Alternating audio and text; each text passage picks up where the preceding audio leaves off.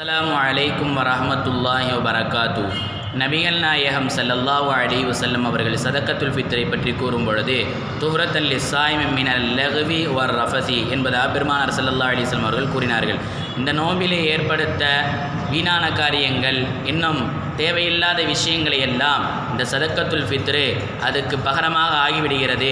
இதை கொடுப்பதினால் நம்மளுடைய நோன்பில் ஏதேனும் குறைகள் இருந்தால் அதையெல்லாம் போக்கப்படுகிறது என்பதாக பெருமானார் ஸல்லல்லாஹு அலைஹி வஸல்லம் அவர்கள் நமக்கு கூறியிருக்கிறார்கள். இந்த சதக்கத்துல் ஃபித்ரை நாம் எப்பொழுது கொடுக்க வேண்டும் என்று பார்த்தோமேயானால், தொழுகைக்கு முன்னால், பெருநாள் தொழுகைக்கு முன்னால் நாம் இதை சரிவர ஏழைகளுக்கு சென்று கொடுத்துவிட வேண்டும் என்பதாக பெருமானார் ஸல்லல்லாஹு அலைஹி வஸல்லம் அவர்கள் கூறினார்கள். இதே தொழுகைக்கு பின்னால் கொடுத்தோம் என்றால் அது சாதாரண சதக்காவாக போய்விடும் என்பதாக பெருமானார் ஸல்லல்லாஹு அலைஹி வஸல்லம் அவர்கள் நமக்கு கற்றுத் தந்திருக்கிறார்கள். எனவே இன்ஷா அல்லாஹ் சதக்கத்துல் ஃபித்ரை அல்லாஹு சுப்ஹானஹு வ தஆலா நம்மை கொடுக்கச் செய்வானாக. ஆமீன். அஸ்ஸலாமு அலைக்கும் வரஹ்மத்துல்லாஹி வபரகாத்து.